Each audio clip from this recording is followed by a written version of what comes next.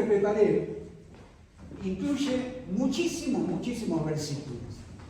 Y para que no nos vayamos de acá a las 3 menos cuarto, también preparé unos papelitos. Le voy a pedir por favor al diácono si se puede acercar para repartirlos.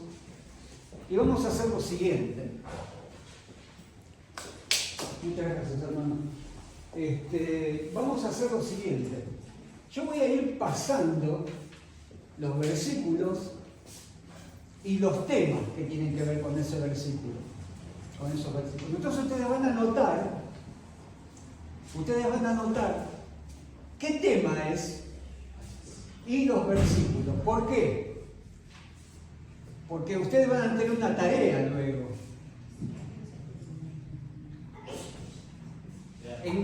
Ustedes en casa van a tener que verificar si aquellas cosas que yo estoy diciendo son como yo digo que son.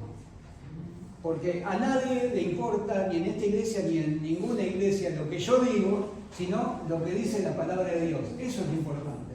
No lo que yo digo. Mi opinión no le importa a nadie y yo no vengo a dar mi opinión tampoco. Lo que importa es lo que la palabra de Dios dice. Entonces, muy bien, lo dejamos allí. Entonces ustedes van a poner los títulos y los versículos que corresponden a ese título. La pregunta que nos guiará en esta reflexión es ¿por qué Jesús tuvo que venir a vivir al mundo como uno de nosotros? ¿Por qué fue necesario? Hay una serie de razones que son las que nosotros vamos a repasar. ¿Por qué Jesús tuvo que venir a vivir como uno de nosotros? La primera razón que vamos a presentar es para mostrar cómo es Dios realmente. En el huerto del Edén, el hombre tenía cara a cara comunión con Dios, ¿no? Y cuando el hombre peca, Dios tuvo que ocultarse a sí mismo, porque no puede convivir, el pecado con Dios no puede convivir. Sí, señora. Una pregunta, ¿tenemos que ir anotando esas preguntas o los versículos? En el papelito el papelito donde dice número 1 es para mostrar cómo es Dios, y abajo los versículos que van a sostener esta afirmación. Muy bien, gracias. Entonces decía que cuando el hombre pecó, Dios no se le presenta como se le presentaba antes, de manera directa, porque el pecado y Dios no pueden convivir, no pueden coexistir. Entonces nosotros tenemos que, aquí en Éxodo 33:20, nos dice, Dios dice, no podrá ver mi rostro porque no verá hombre y vivirá. O sea, el hombre pecador no puede estar frente a Dios en forma directa porque queda fulminado automáticamente. No hay forma de que Dios pueda presentarse hacia nosotros, ¿no es cierto? Para no leer todo el versículo, ustedes pueden anotar, porque dice, porque Jehová, tu Dios, es fuego consumidor. Es decir, nosotros no podemos estar en la presencia de Dios.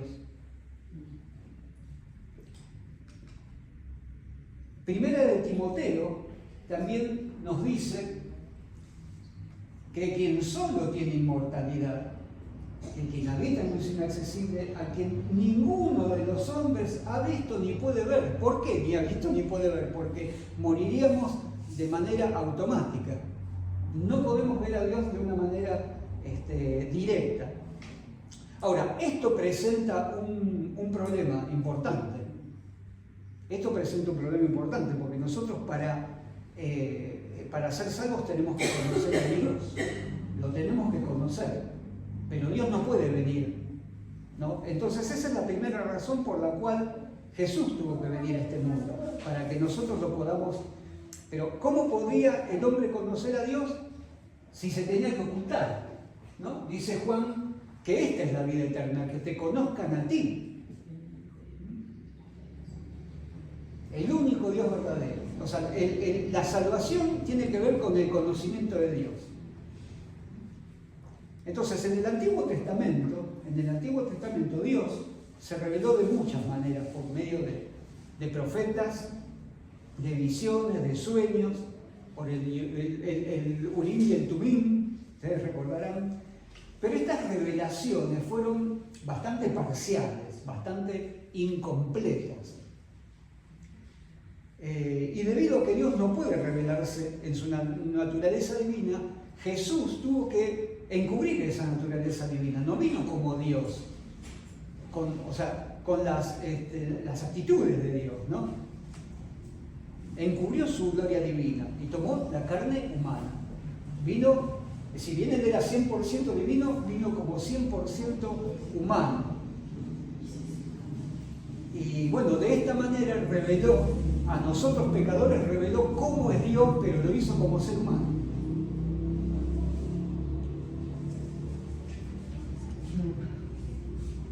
Nos dice aquí Hebreos que Dios, habiendo hablado muchas veces de muchas maneras, nos ha hablado por el Hijo, ¿no? A quien constituyó heredero de todo y por quien asimismo hizo el universo.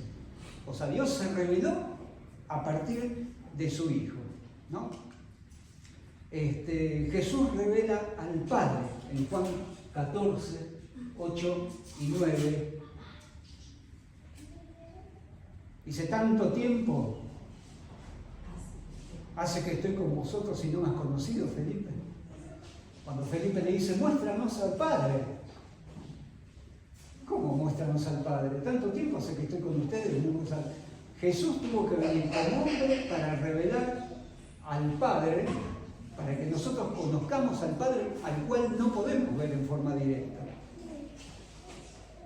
Entonces esa es la primera razón por la cual Jesús tuvo que venir a la tierra. Segundo motivo, ahí ustedes tienen que anotar, entonces, para morir por nuestros pecados. Y aquí nos encontramos con otra dificultad.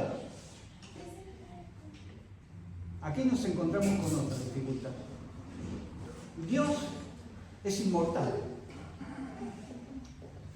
¿no? Dios es eterno. Es eterno para atrás y es eterno para adelante. Algo que nosotros no podemos entender, que nuestra mente no nos da para entender, ¿no? Podemos entender la eternidad para adelante, la podemos imaginar, pero para atrás no la podemos entender, porque para nosotros todas las cosas tienen un principio. No podemos entender cómo nunca fue el inicio de Dios. Siempre, no, es una cosa que excede nuestra mente, ¿no? Pero Él es inmortal. Entonces, ¿cómo iba a ser Dios para venir a morir por nosotros? Es inmortal. Vamos a ver qué dice Primera de Timoteo, entonces 6:16, dice, quien solo tiene inmortalidad, hablando de Dios, quien solo tiene inmortalidad. Entonces, como Dios no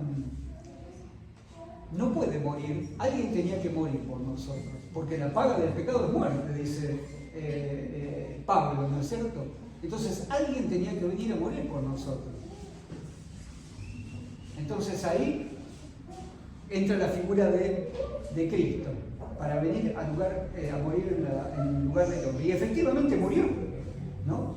Hebreos 2:9, entonces, nos dice, por el sufrimiento de la muerte, coronado de gloria y honor, para que Él, por la gracia de Dios, gustara la muerte por todos. No hay ninguna duda en la Biblia de que Jesús murió.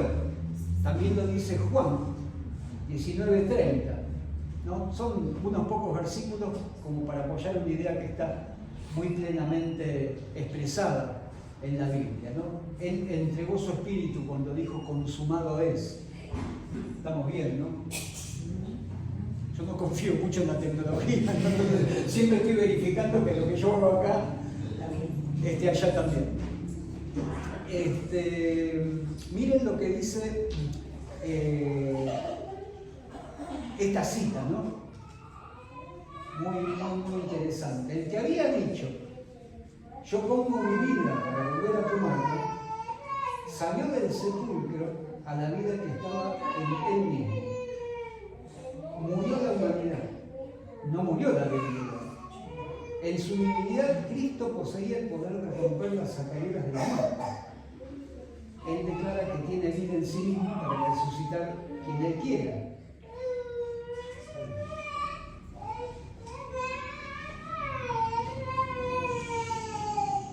El que había dicho, yo pongo mi vida para volver a tomarla, salió del sepulcro a la vida que estaba en él mismo.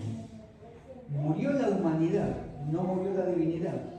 Cristo poseía el poder de romper las ataduras de la muerte.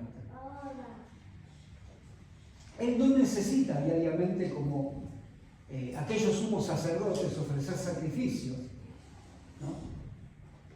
Primero por sus propios pecados y luego por los del pueblo, porque esto hizo una vez para siempre cuando Él fue ofrecido por sí mismo. Ahora, Satanás trató de evitar que varias veces que Jesús entregara voluntariamente su vida, ¿no? Lo hizo varias veces en el desierto de la tentación, lo hizo cuando Pedro le dijo que no dijera que iba a morir, ¿no? Que eso, Jesús le contestaba de retro a Satanás, ¿no? Cuando los enemigos de Jesús lo instan a que baje de la cruz, diciéndole, si realmente eres el Hijo de Dios, baja de la cruz y sálvate a ti mismo, ¿no? Cuando Jesús murió fue de una vez por todas.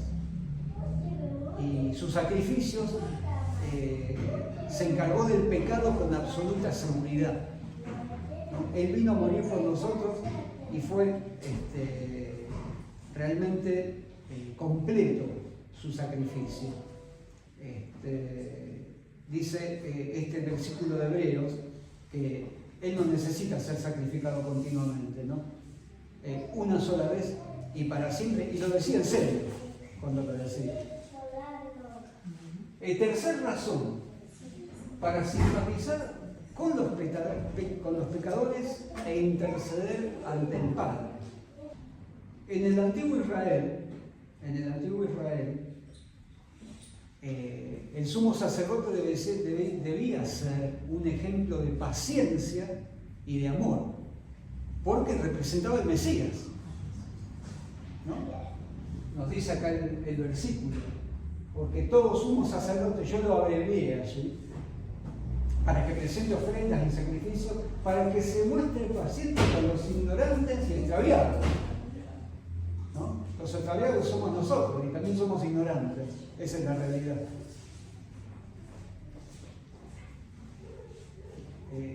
Jesús tenía que ser semejante a sus hermanos para que pudiera llegar a ser sumo sacerdote fiel y misericordioso, como dice aquí este versículo, ¿no?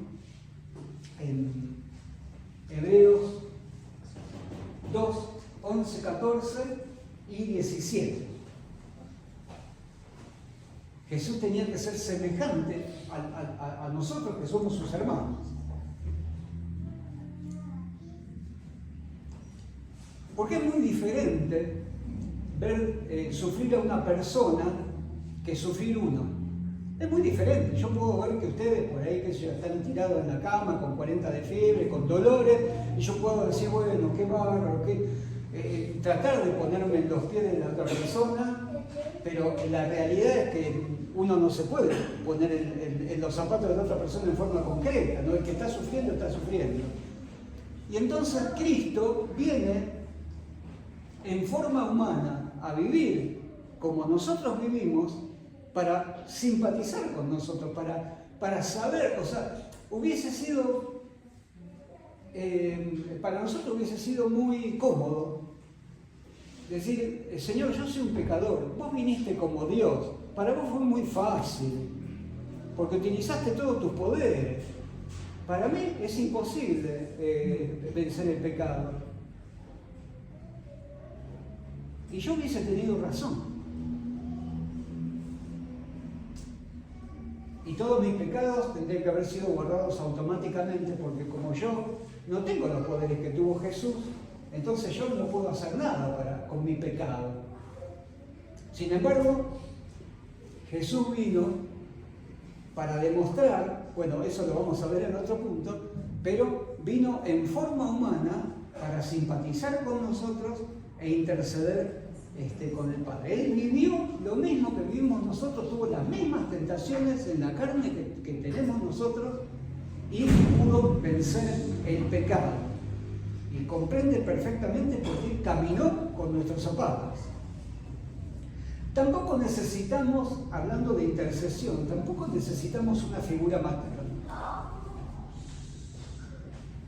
La Virgen María ni los santos que murieron, nadie va a interceder por nosotros ante Dios. O sea, Jesús es el único que puede hacer eso, ¿no? Porque hay un solo Dios y un solo mediador entre Dios y los hombres. Un solo mediador. Y en San Juan nos dice, Jesús dijo, yo soy el camino, la verdad y la vida. Nadie viene al Padre sino por mí. Tenemos un solo mediador. Él es el pontífice supremo. No hay otro, ¿no? Es el puente entre el cielo y la tierra.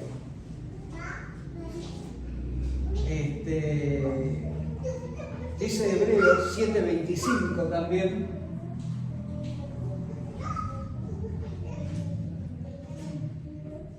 Hablando de la intercesión de Jesús, ya que vive siempre para interceder por ellos, o sea, por nosotros, ¿no? Muy interesante este versículo. Bueno, vamos a ver la cuarta razón. Para ser tentado y así comprender a los que son tentados. Era necesario que Jesús viniera porque, como dice Santiago 1:13, Dios no puede ser tentado.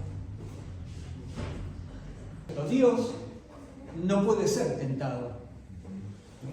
Entonces era necesario que Jesús viniera, porque si Dios no puede ser tentado, como dice este versículo de Santiago 1:13, entonces no había forma de que Jesús en esta tierra cumpla con lo que tenía que cumplir. Si Jesús hubiese ganado una sola victoria sobre Satanás utilizando su poder divino, Satanás lo hubiese acusado frente al Padre y le hubiese dicho, esto no es justo. Tú venciste porque utilizaste tu poder divino. Ustedes no se olviden de que una de las grandes acusaciones que Satanás le hace a Dios es que Él es injusto porque le pide a los seres humanos que hagan algo que no pueden hacer, que es cumplir la ley. Entonces acá hubiese dicho, bueno, hubiese tenido la excusa perfecta Satanás. Podría haber dicho, si Jesús utilizó todos sus poderes divinos, eso me da la razón a mí, ¿no? No sé si se entiende la idea.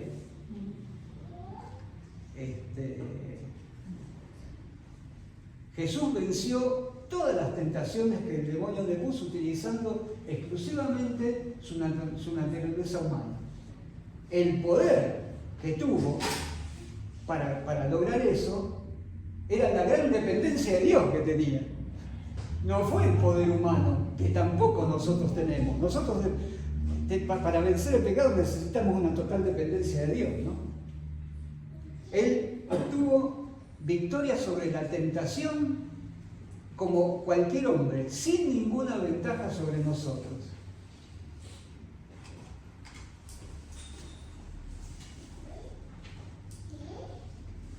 Fíjense, Hebreos 4:15 dice, uno que fue tentado en todo según nuestra semejanza. O sea, esto de que Jesús fue tentado en todas las cosas igual que nosotros no es una idea mía, lo dice la Biblia, ¿no es cierto? Jesús fue tentado en todo, nos puede entender perfectamente. Nada más que Él nunca pecó, ni siquiera una vez sola. Porque el Cordero de Dios que quita el pecado del mundo no podía tener mancha, tenía que estar impecable, y Él lo fue, debido a su gran dependencia de Dios, ¿no? Y entonces, en ese sentido, Él puede ayudarnos también cuando nosotros somos tentados. Él es capaz de ayudar a los que son tentados, dice. Número 5. Para demostrar que la ley de Dios se puede guardar. ¿Cuántas veces escuchamos desde muchos púlpitos, yo lo he escuchado, esto de que nosotros, bueno, no se puede guardar la ley de Dios porque somos pecadores, finalmente, eso es imposible para nosotros. Vamos a ser transformados cuando Jesús venga y ahí sí vamos a ser perfectos, digamos, ¿no? Esto no podemos tener el carácter de Jesús nosotros, ¿no? Otra frase, vamos a pecar hasta que Jesús. Claro, vamos a ser pecadores hasta que Jesús venga. Esa es la idea que está en el fondo, ¿no? Sin embargo, la Biblia está llena, digamos, de llamados para que nosotros cumplamos con la ley de Dios. Si ustedes me aman, guarden mis mandamientos, dijo Jesús. Pero ¿cómo nos va a pedir que hagamos algo que no podemos hacer? O sea, ahí nos está hablando de un Dios incoherente, de un Dios injusto. Judas 24. Claro.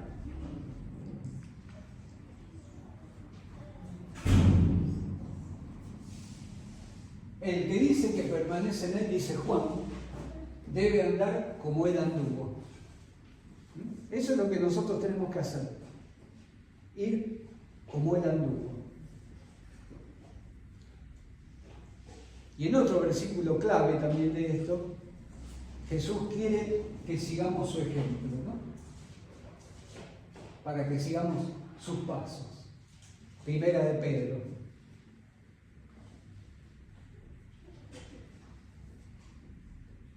Y bueno, acá como decía el hermano, también Judas 24, 25, también nos da la misma idea, ¿no? Aquel que es capaz de guardarnos sin tropiezos y presentaros sin mancha delante de la presencia de su gloria. Yo creo que esta página, más de una la arrancaría con mucho placer, ¿no? Como dijo Lutero, ¿no? Cuando él hablaba tanto de la justificación por la fe, el descubrimiento que había hecho de la justificación por la fe, decía, si pudiera yo sacaría el libro de Santiago, lo sacaría de la Biblia, ¿no? Pero sin embargo está Santiago en la Biblia. Y este versículo también está, que dice que Jesús nos puede ayudar a estar sin tropiezo y presentarnos sin mancha delante de la presencia de Dios. Y si nosotros decimos que esto no es posible, lo que estamos diciendo es, nosotros no creemos en el poder de Dios. Realmente nosotros no tenemos fe en el poder de Dios. Pensamos que Dios no puede transformar nuestra vida. Que nuestros pecados y nuestras tendencias, y bueno, yo tendré que morir con eso. Porque Dios no tiene poder para transformarnos. El demoniado tenía 6.000 demonios. ¿Perdón? No, que pensemos en el poder de Dios, que hasta alguien con 6.000 demonios adentro. Claro, Esta semana, totalmente. ¿Cuántos demonios? 6.000. 6.000. Y yo debo tener como 8 o 10.000 más o menos, ¿no? El pobre tenía 8. Yo no los conté, pero debo tener unos cuantos más. Porque mirá que le pido a Dios, ¿eh? Pero bueno, acá estoy todavía, en la lucha. Estamos en la lucha. Hay que seguir luchando hasta el fin. Exactamente. Bueno, el sexto, penúltimo, para que pudiera servir como juez compasivo e imparcial. Fue necesario que Jesús venga a la tierra para que pudiese servir como juez.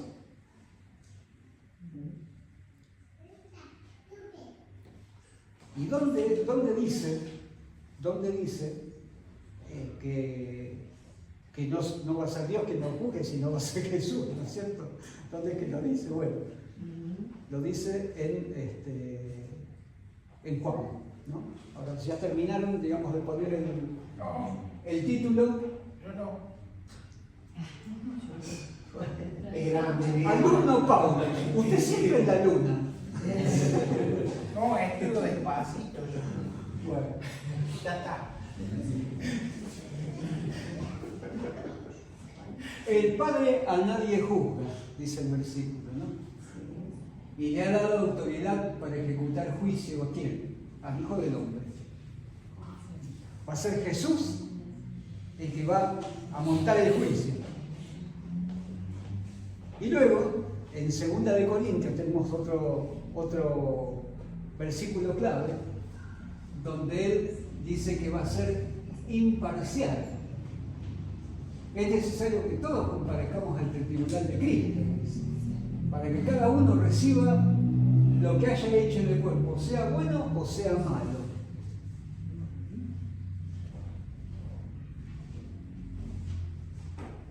Sin comentarios. No voy a agregar nada a esto. Vamos a ir por el último. La última razón por la cual Jesús tuvo que venir a la tierra es para hacer posible volver y llevarnos a casa. Amén.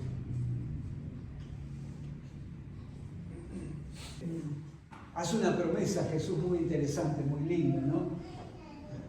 Que Él va a venir y nos va a llevar y que está preparando un lugar. Algunos dicen, esto lo he escuchado por allí, pero me parece que tiene sentido.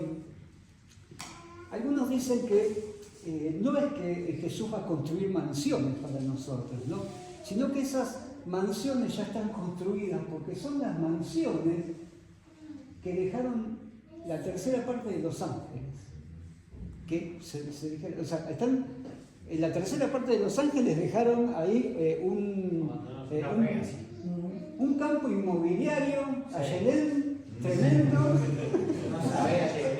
impresionante, ahí, propiedades para tirar para arriba, y algunos especulan que esas mansiones, yo quiero una casa de madera.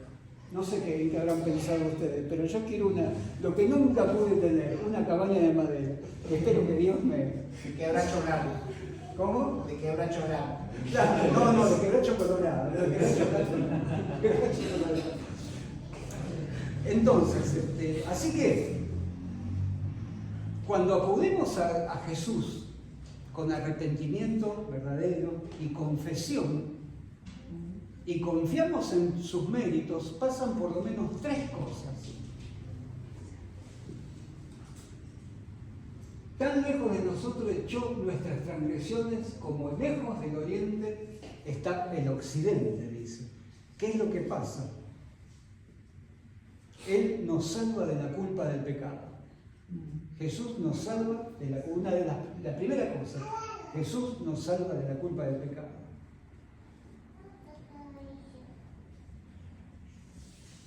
Y según Isaías 1:18, dice, venid luego, dice Jehová, y estemos a cuenta, porque si vuestros pecados fueren como la grana, como la nieve serán emblanquecidos, y si fueren rojos como el carmesí, vendrán a ser como blanca lana.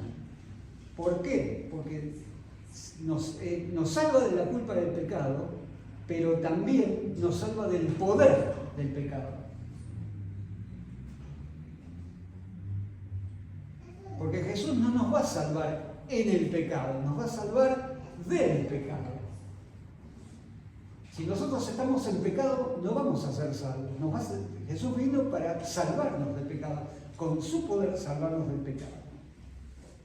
Y una de las más maravillosas promesas que contiene la Biblia, que se encuentra en el Apocalipsis 21:4, donde dice que nos va a salvar de la presencia del pecado, ¿no? Y allí no va a haber más muerte, ni habrá más llanto, ni clamor, ni dolor, porque las primeras cosas pasaron. Que Dios los bendiga. Amén. Te damos gracias, nuestro Padre Celestial, por haber venido aquí en la persona de Jesús para salvarnos, para darnos esperanza, para vivir una vida impecable y poder morir por nuestros pecados, y para darnos esta hermosa esperanza, Señor, de que con tu poder podemos vencer el pecado y podemos, Señor, llegar a tener una vida conforme a tu voluntad. Amén. Te pedimos, Señor, de que tu Espíritu Santo logre esa obra en nosotros, que podamos tener una mente abierta para escucharlo, y no solamente escucharlo, sino también, Señor, trabajar espiritualmente para que esa obra pueda ser completada en nosotros y poder recibirte cuando vengas a buscarnos. Lo pedimos sin merecerlo, Señor, pero confiando en el amor de Jesús. Amén. Amén.